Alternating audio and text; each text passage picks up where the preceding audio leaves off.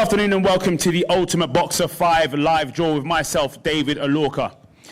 Ultimate Boxer 5, sponsored by Mansion Bet, is returning to the Indigo at the O2 in London on September 20th, with the super welterweights taking the centre stage.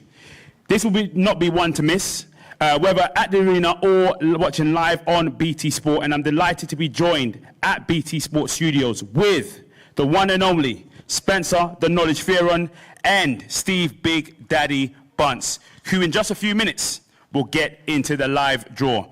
Now, Ultimate Boxer has chosen these 8 incredible fighters for the tournament, including a Rio Olympian, a man who's appeared in The Legend of Tarzan alongside the one and only Mr. Samuel L. Jackson, and an individual who, after winning his first professional fight, didn't go and have a little nap and celebrate like everyone else. Instead, had a little tiny nap and then woke up to go and run the London Marathon. This is just a few amazing stories that you guys are going to learn about these fighters over the next few weeks. Now, just before we get to the live draw, just to let you guys know exactly how this format works, these 8 guys will start in 4 quarterfinals of 3-by-3 minute rounds, followed by 2 semifinals, and 1 final to determine the winner of the Golden Robe and a share of a life-changing cash prize. Now, Bunce, Spencer, it's time for the live draw, almost time for the live draw. But before we get into that, it seems like just 5 minutes ago, we were heralding the one and only Mr. Mikel Lawal and seeing him reign supreme in the cruiserweights. What are you looking forward to, and how was that last show? The last show in Manchester, or Altrincham, just outside Manchester, was unbelievable. And Lawal was everything that Ultimate Boxer's about. It's a kid that took that chance. He was going down this path. He might have got somewhere eventually after 18 months. But what this does, I call this a catapult tournament. You know what I mean by that, Spence? Because you can go with this, you can go past 30 other fighters, and that's happened because Lawal's now being mentioned in eliminators, being put forward for this title, being pushed on. Had he not won Ultimate Boxer that night, he would have got there eventually, but it might have been in 2021. 2021, he's there now. It's shortened his career by 18 months. And, as you said, life-changing money. Put a nice few quid in his pocket. How much was it? Can't tell you exactly, Spence. Can't tell you. Life-changing. I want all these fighters in there to realise that it's life-changing money that you're fighting for.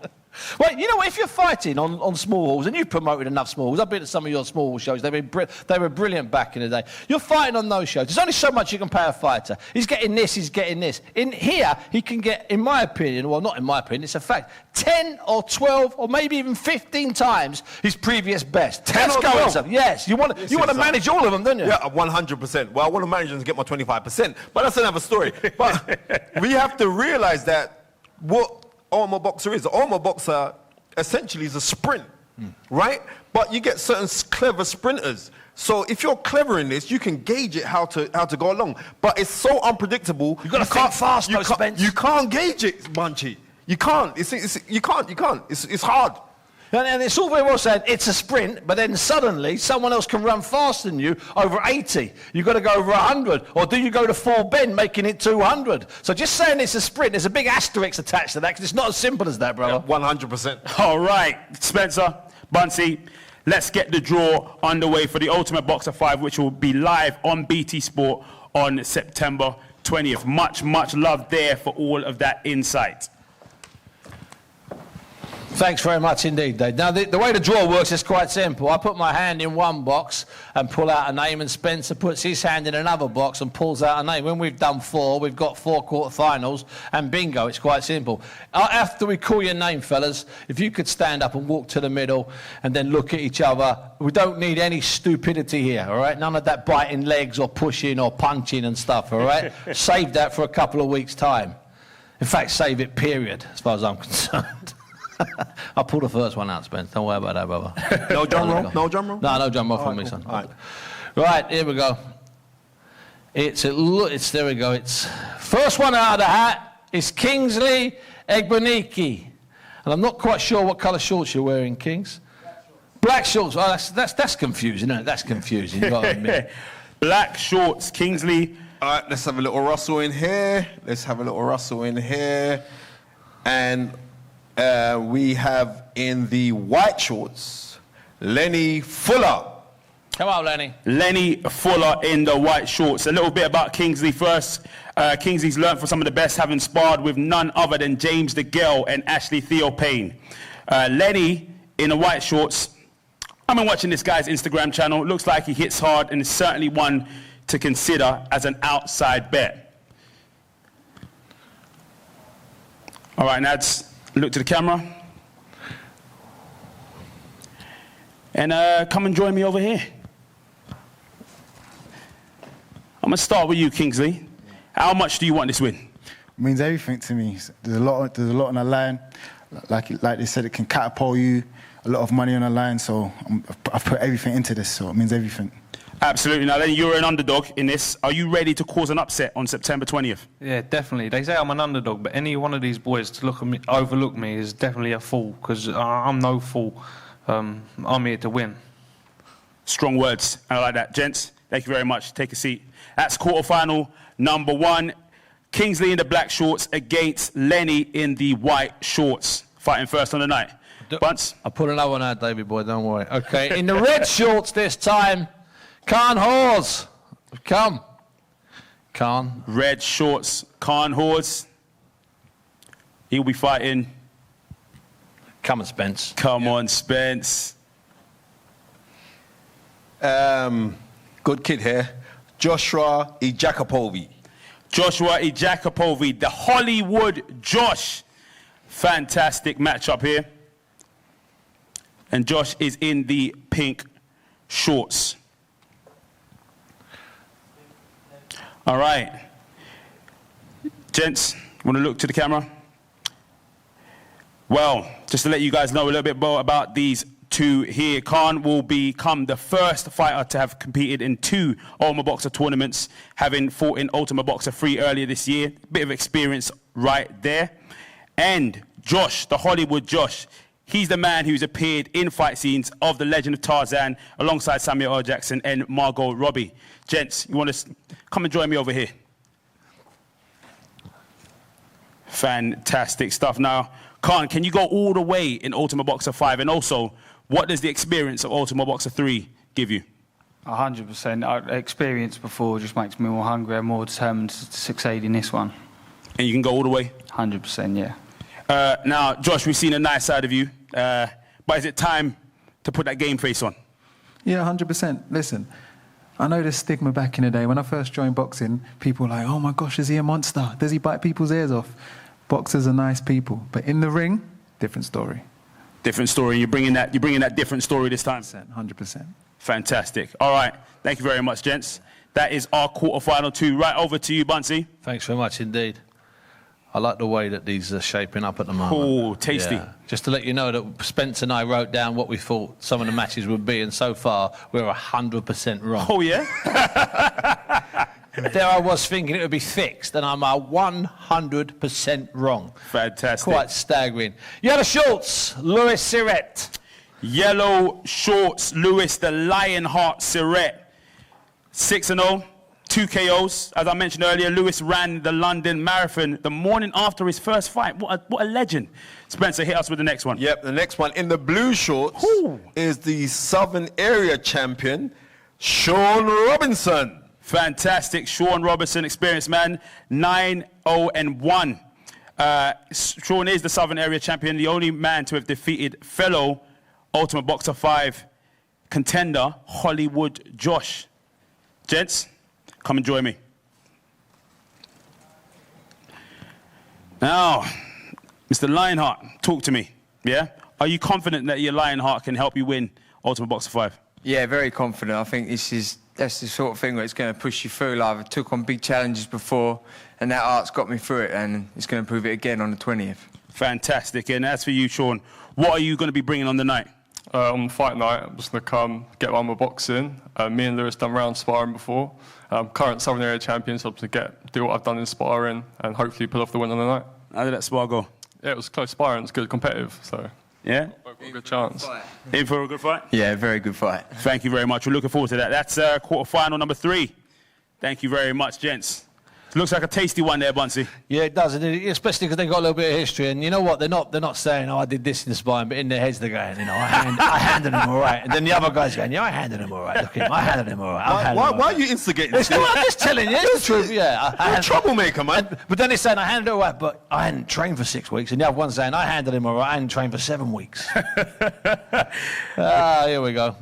Grey or silver? Aaron Collins. Grey shorts, Aaron Collins. Aaron Bam Bam Collins. Aaron's dropped an incredible 4 stone in weight to be able to compete at this level. Absolutely legendary.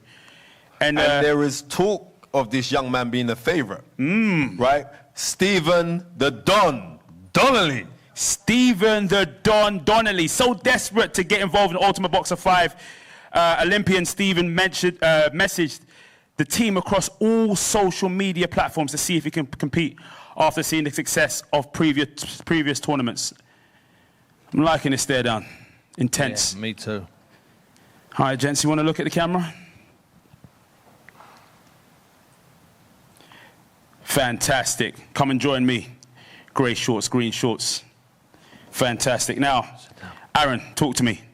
What do you see when you look into the opponent's eye? It's not really about what I see, it's about what I've done and what I'm going to do and how I've prepared. I've trained differently for this fight than I normally do, so hopefully all that will come across on the night and, yeah, let's have it. Absolutely, and as for you, will your pedigree shine through, Stephen? I believe so. It's a great stage for it to shine through on, so once we get started, I'm going to show different levels to my game and show everyone what I'm made of. We can't wait to see that. Thank you very much. All right. Absolute tasty matchups you've got right there, haven't we? Quarterfinal 1, Kingsley versus Lenny. Quarterfinal 2, Khan Hawes versus Josh. Quarterfinal 3, Lewis Surrett versus Sean Robertson. And quarterfinal 4, Aaron Collins versus Stephen Donnelly. Buncey, take it away. Well, first of all, I was hoping that 1 or 2 people be kept apart. And we've got that straight away there, assuming one guy wins his quarterfinal and he wins his semi-final and another guy wins his quarterfinal, wins his semi-final, they get a revenge fight in the final. And I'm talking, of course, about Hollywood and Sean Robinson, in theory. Now, of course, that means that we're discounting the other fighters, which we're not. I'm just saying... Because that'd be impossible to go and do. Yeah, you've got to look at the storyline, and that's that's one storyline there. How many stories do you want from just grabbing randomly what looks like 8 random fighters? I'm looking at that there, and I'm not going instantly, I fancy him. You've got to fancy Stephen Donnelly, because he's had, probably 100 top amateur contests, 3 Commonwealth Games, Olympic Games qualifiers, one of the top boys for Ireland all over the world, and it's over 3 threes, and it's a sprint, Spence. It is a sprint, but in saying I knew there was a but coming. Right, there is a but. And the but is this, we look at history, and I like to look at history, because Steve Bunce is the guy, right? But if we look at history, when Floyd Mayweather fought, Zab Judah. Yeah. When he fought Zab Judah, if the fight was over 3 rounds, Floyd Mayweather wouldn't have been 50-0. Ooh. And that's the thing that you guys have to take into consideration. He wouldn't have been 50-0 if it was 3 rounds against McGregor. Yeah, it's the truth. Conor McGregor. Right. So this is the thing that you guys have got to look at. So it's all great when we're hearing that these guys have all this experience and everything else. But what really comes down to it is like, can you hit your opponent more times than your opponent hits you, and also have that stylistic look that's going to favour yourself in the eyes of the judges. Now, all you young men are here, you've got to think about that now. Yeah, and you've got to work out. What I like about it, now you're familiar with this format, Spence, and you talk about it being a sprint, so I know what you mean by that, but you've got to make sure you win the first round. You've got to make sure you don't pick up any nicks, cuts and bruises, which A, get you thrown out, and B, make you too conscious going forward that you're worried about protecting your eye, or the fact you've got no left hand or right hand. And it's really bizarre, because it is different than a 9-round fight. If there was such a thing as a 9-round distance, which there's no problem, the board could sanction a 9-round fight. This is so much different, so much more different, so much harder, so much more complicated than a 9-round fight. Right, exactly, because also you don't want to shoot your bolt. Because, end of the day, you win your first fight, you've got 2 more potential fights that you have to go in and and show what you've got left. But it's no good finishing your first fight and saying, look, I'm not even breathing, and you've lost the decision. This is why, and this is why you guys there, you know, one of the best training tools I've found over the years for you guys is not necessarily to study everyone you're boxing, but to study the way that the guys that have won it in the past have done their business. Because so far in Ultimate Boxer, it leaves a blueprint. You know, and Lawal had to fight when he won in Altrincham. I mean, he won it, don't get me wrong, but he had to go in the trenches. He was hurt, he was out on his feet, he was pushed, and he was dropping guys. And he had to bite down on that gum shield. From the first fight, from the first round and the first fight, and he was the big favourite. And I'm looking at these guys here, and I don't see a guy like Lawal. I don't see a favourite. I don't see a massive favourite. Do you? Nicely matched up. No, perfectly matched. This is a very, very well matched. Loads of unbeaten records, and even the ones that have the L's on the records fought amiably when they got their losses. Yeah. So this is what makes it so good. And I know for a fact that all of these guys are actually hungry. We spoke to them earlier. Look in their eyes. Every single one of these guys are actually hungry. I mean, with Lawal's a different kind of monster. He's a big, thick-set guy. I mean, of Nigerian descent. He eats a lot of pounded yam. You know what I'm talking about, right? But this is. I'm so looking forward to this one. Absolutely. Well, listen. There's one thing they want to know: is who are you lot putting your money on? I'll go Spence. We're not looking at me first. Don't look at me, Bunce. I'll go first. That's right. Look on your paper. Look on your paper. I'm a big believer in grade. Okay, now in this Ultimate Boxer and in other formats of fights like this, the grade generally wins, and I really mean that. I mean, there's been some exceptions to the rules over the years in different tournaments around the world, but the grade often wins. And I'm thinking, without injury and with a good first round in his first fight, I'm thinking everyone is chasing the Don. That's what I'm thinking. The Don. Everyone is chasing the Don. Aaron, that's not a slight on you. Ooh. And the other six, it's not a slight on any of you. But if he doesn't pick up injuries, and if he wins that first round of the first fight, so he's not chasing his bum in the second round of the first fight, the Don gets his nose out in front because of the 3 threes you get when you're boxing Cubans and Kazakhs and Nigerians and the best boxers around the world. That's in there somewhere. You don't lose that. Ain't like a suntan. It sticks with you forever, brother. We look at me. Yeah, the knowledge. You're the knowledge. I'm expecting some real. So, you know what? You can look at any one of these names. This is beautiful inside this set. Look at this, right? You can look at any one of these names. We do business at BT. Right. All right, calm down, son. Right. So it could be any one of these guys. But I do like Joshua Ijekbo because he's very, very tall. He's big, man, isn't he? I don't know how he does the weight. First thing I said to him when I met him this afternoon, how'd you do the weight? You know why? No waist, no ankles. Okay. It's all on his shoulders and his back. Right, he's got skinny legs, has he? You know, I saw him in trousers, but I could tell. Yeah.